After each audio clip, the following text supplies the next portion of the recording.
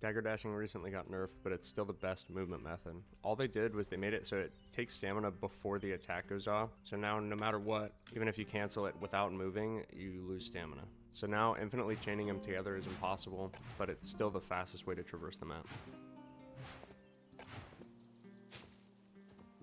The only thing to be careful of with the new system is the timing is a little tighter, so if you try to swap too quickly, you'll just hold still and you will lose your stamina, but you won't actually gain any movement.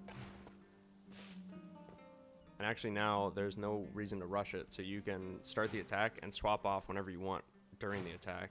It's just a little faster if you get really, really good at it. You'll see a lot of players doing this now and just holding space. They're just letting the full attack play out and gaining movement like that. Even though it's been nerfed, I think it's still worth it to learn the original dagger skating method, and I'll leave a link to my tutorial on that in the description.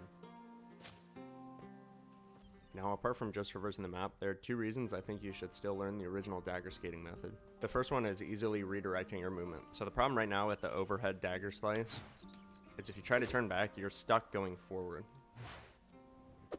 So what you can do instead is cancel the first dagger attack and then initiate one back the other way. And it only really works if you're tight on timing, because otherwise you'll hit the ground before your second attack goes off. So it looks something like this. This is also very useful in PvP. You'll see if you watch one of my two last montages that I do this a ton.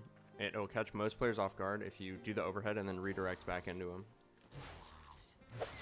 If you want to see me doing that on players, I'll also have both my PvP montages linked in the description. So again, if you try to do an overhead and then turn left or right, you're kind of just stuck in place for the most part. But you can use the overhead cancel into a redirect left or right.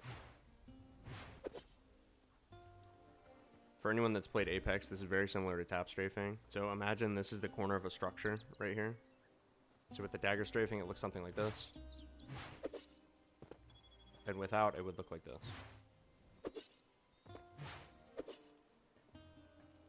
And finally, I've had a lot of players tell me that the sword dashing is faster, and it's just not even close. The sword dashing is way worse.